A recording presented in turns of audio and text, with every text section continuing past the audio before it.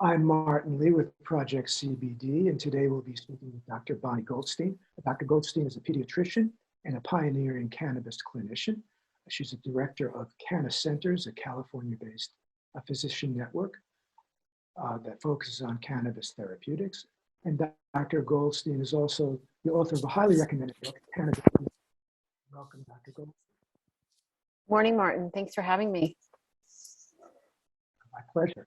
I wanted to talk to you today about an article you co-authored that was recently published in the journal Cannabis and Cannabinoid Research, which is a peer-reviewed publication. I'm going to start just by reading the title. And then hopefully you can walk us through what the significance of the paper. The title is Cannabis Responsive Biomarkers, a pharmacometabolite, this is a tough word, pharmacometabolomics-based application to evaluate the impact of cannabis or medical cannabis treatment on children with autism spectrum disorder. That's an intimidating title, I think, for someone who's not a doctor or a scientist. So maybe you could sort of explain in a broad sense what the findings are and what is, for starters, what is metabolomics? What does that mean and how is it related to cannabis? Sure.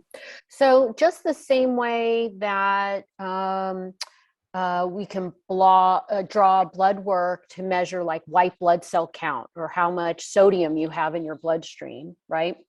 We can measure different types of chemicals in the body. And these chemicals reflect the pathways and the changing chemical nature of, kind of how cells are working.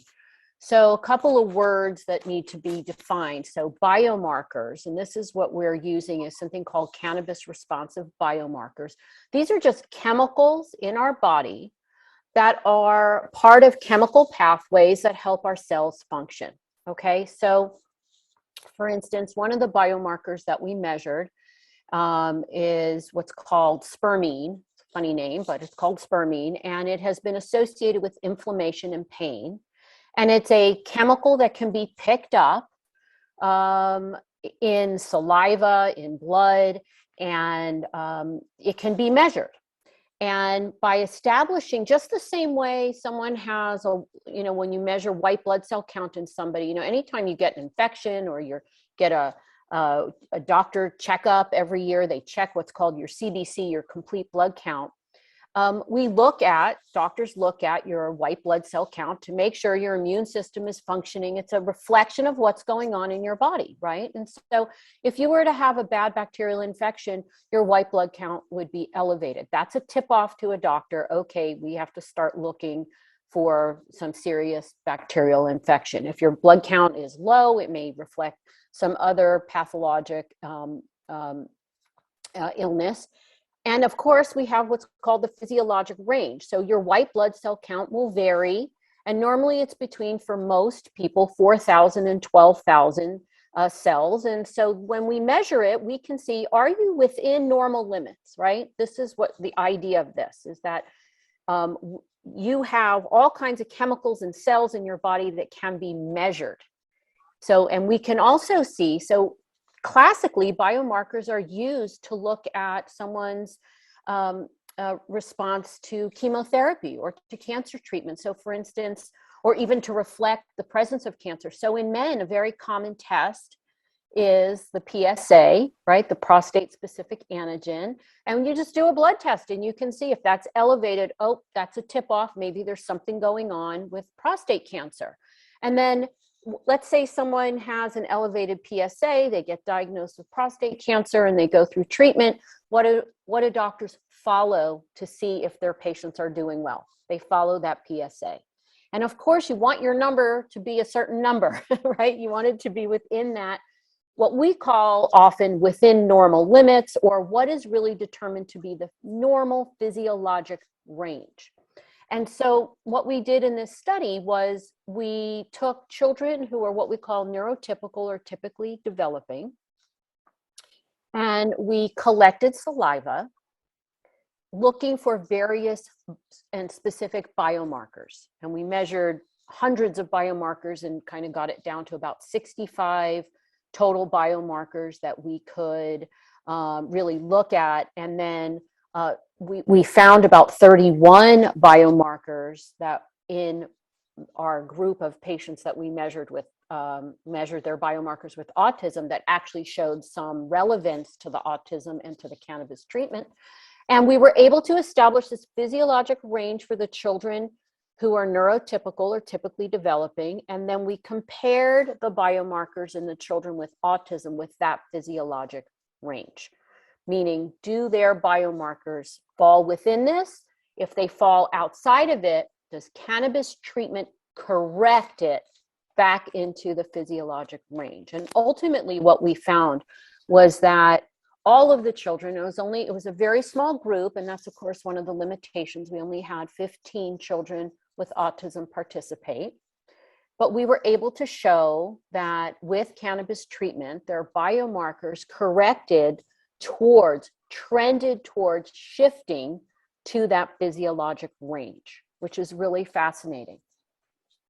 Really, I think this kind of data that you compiled from the study sort of buttresses what would otherwise be thought of as anecdotal or subjective accounts of improvement, which are considered generally of lesser value than other types of evidence. But here you have actual data showing, no, it's not just the person saying how they felt. There's some movement in the cells, as you say. So what would be some of the cannabis-related biomarkers specifically? You mentioned spermine. Were there others that were particularly relevant to compare? Sure. So in the paper, we have 20 to 30 biomarkers that were significantly shifted. Okay. But in the paper, we were limited word-wise. So we talked about 3 particular biomarkers. And so one is called N-acetyl aspartate, NAA. And if you look at the scientific literature, there's evidence that NAA is, we know that it's a very prominent neurochemical. It's an amino acid, and it is relevant for multiple reasons in that there's evidence that, in fact, there's a disease where if you don't have it, you basically don't do well. It is, terminal. But you don't have good brain function. You have some dysfunction within the brain. It's involved in neuroinflammation and laying down myelin, which is the coating on the neurons that's very important to neuronal function. And so what we found with NAA was that, and what's interesting, by the way, before I get into the findings, is that from my research on NAA, they talk about it's not good to have too little and it's not good to have too much. You want to have it, balanced is what you want. You don't want a deficiency and you don't want an over. So what's interesting is that in the children that had their NAA measured that was out of whack, whether it was under or over, taking their medical cannabis treatment, an hour and a half later when we remeasured we collected the saliva and remeasured, it shifted more towards the physiologic range. If it was under, it came up, and if it was high, it came down, which is so interesting because that's what we talk about with cannabis, is helping to balance and create homeostasis, right? That shift, not under, not over, but everything leaning towards the middle. So that was kind of interesting. And so, there's studies that show that people with diagnosis of Asperger's, there's one study that shows that people with Asperger's may have higher levels of NAA, and that other people with autism may have lower. And the only way, by the way, to measure it previously was, remember, it's a neurochemical, was they were using like functional MRI scans and so on, very high technology. This is from spitting into a tube, which is relatively easy to collect for most patients. And it's interesting because that particular neurochemical, again, has been shown to be a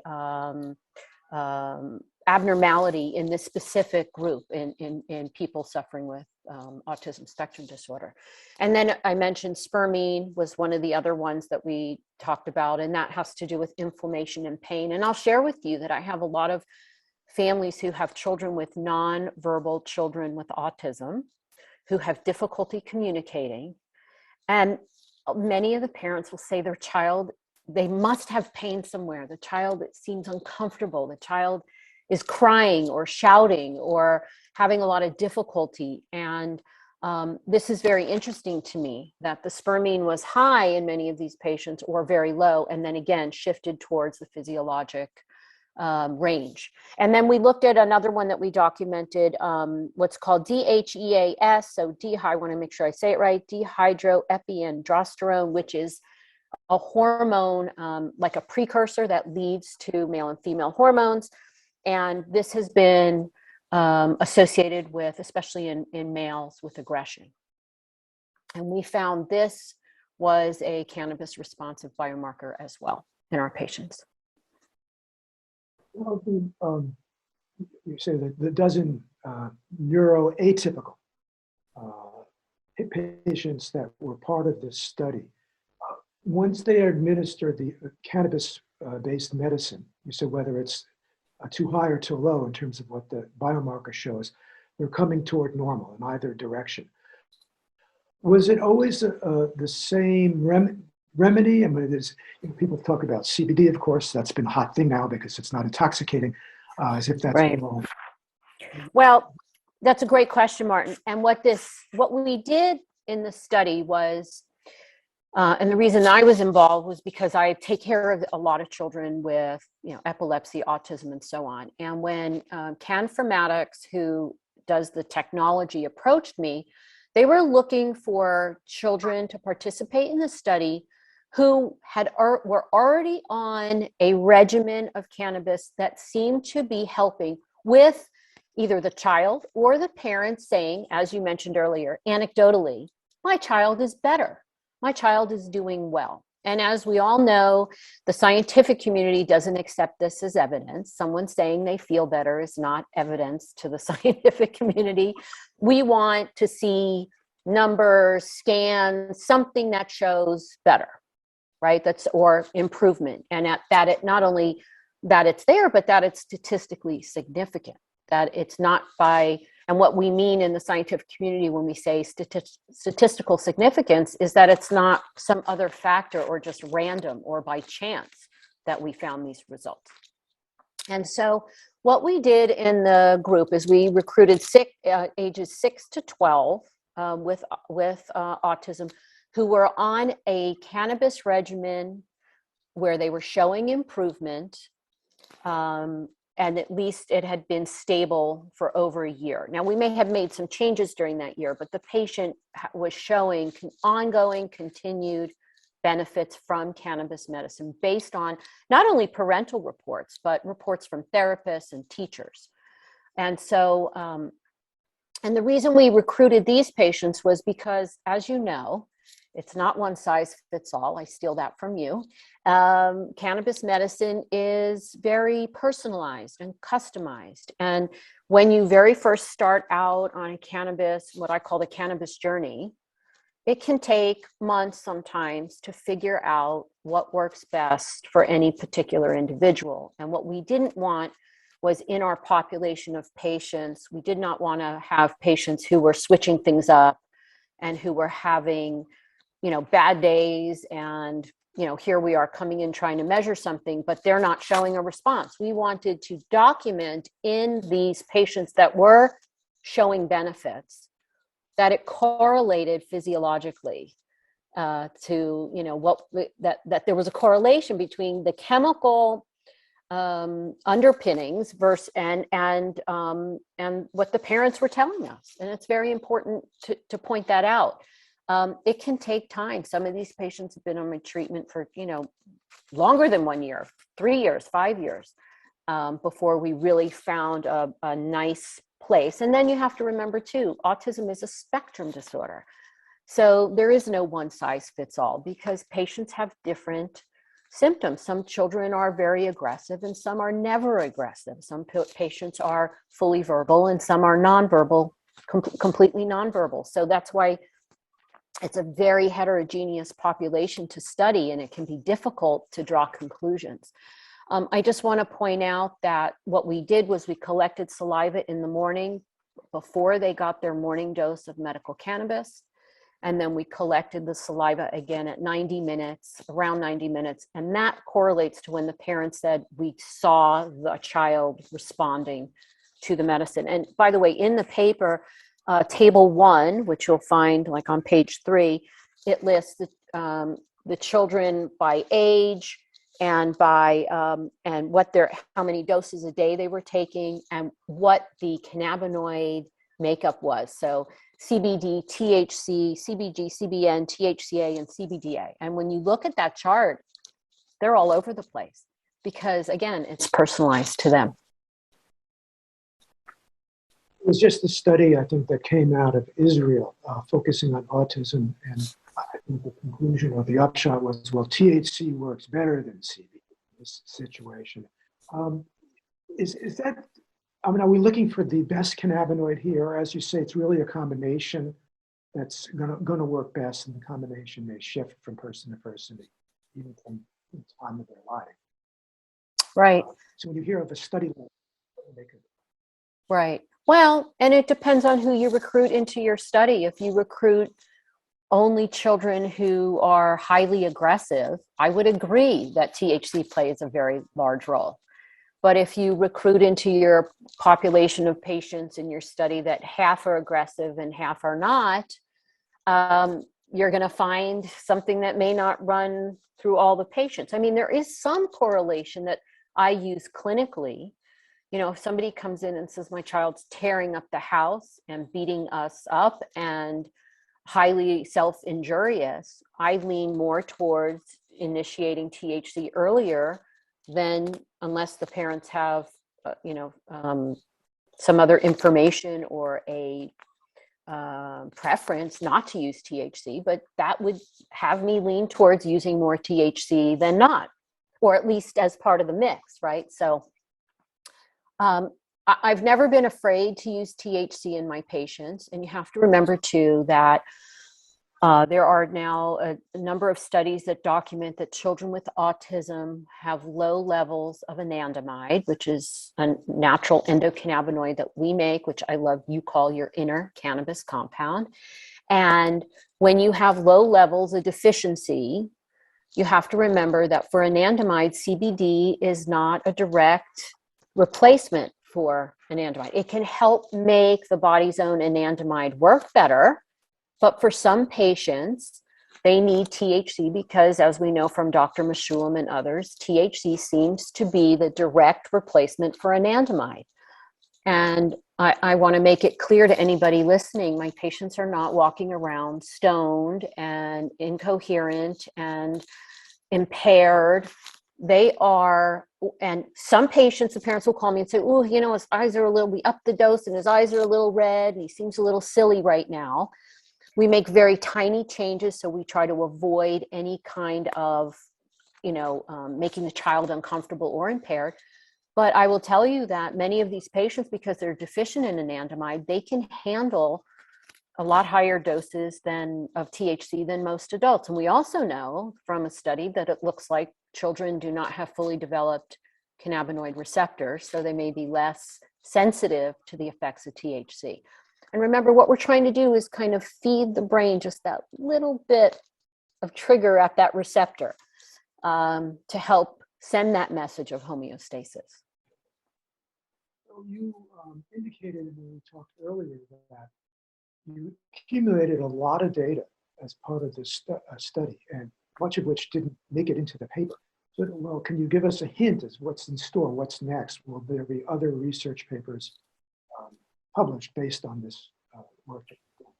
So we are planning to publish a second paper based on the same group of patients because we measured so many biomarkers and there were so many interesting and significant results that we couldn't pack it into one paper. So the next paper being published is looking specifically at what we call the lipids, the lipid biomarkers, those that fall into the fatty acid category. And so in looking at that, what's so fascinating about that and what's fascinating about the results is you have to remember that our endocannabinoid system is mostly made up of compounds that are fatty acids, or anandamide, and so on. And remember, the compounds from the cannabis plant, the phytocannabinoids that we're using to help feed this system, are also lipophilic fatty acids. And so we want to be able to, well, we're going to publish that data to kind of show that these compounds that are changing in response to the cannabis treatment, not only does it affect other areas of the brain, but also within that endocannabinoid system. And last question, Dr. Goldstein, is what the implications of this type of research focusing on metabolomics has for cannabis therapeutics in general? Because as far as I know, I don't think there's been a study done like this. And this right. Yeah. Well, so pharmacometabolomics. Oh, sorry, I lost you there for a minute. I was just going to say, how applicable would this kind of be for other conditions, not autism? Right.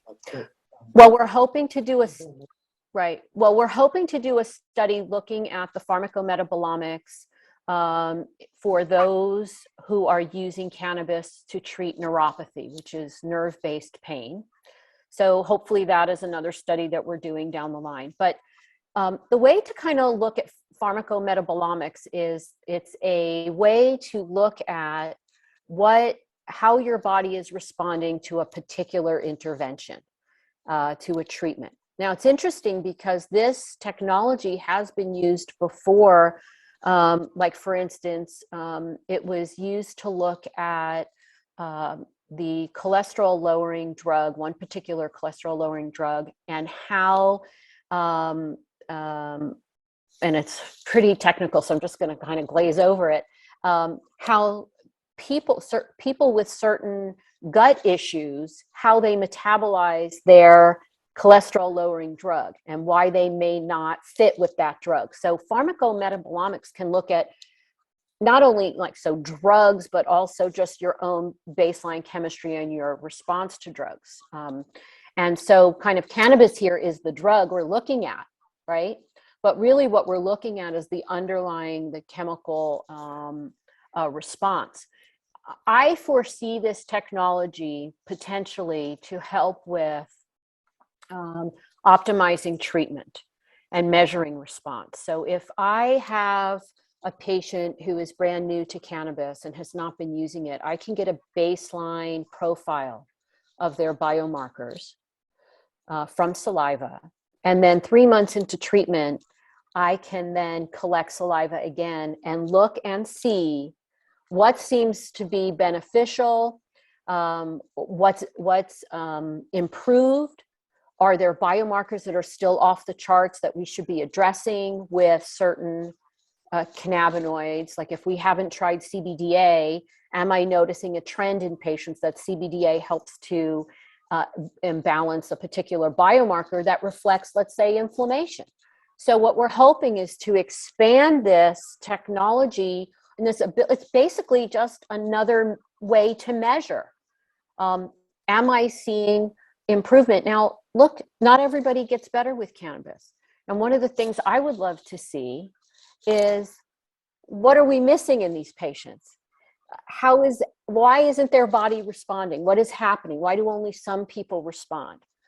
And I think this is just a tool rather than me sitting here trying to think of why the patient isn't responding. Here, I can have some objective data that I can look at and say, oh, this is interesting. All the children with this biomarker that's off the charts are not responding. Well, that's interesting. What does this biomarker reflect in their chemical pathway? What if they're missing an enzyme? What if they are low on a particular, mineral in their body, and we can correct that?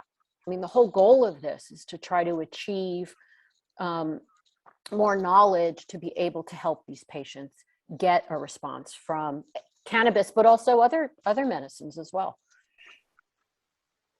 It's very encouraging. It's really fascinating. Look forward to hearing more about what you're coming up with, and good luck on all of this. Thank you, Dr. Bonnie Goldstein. Thank you, Martin.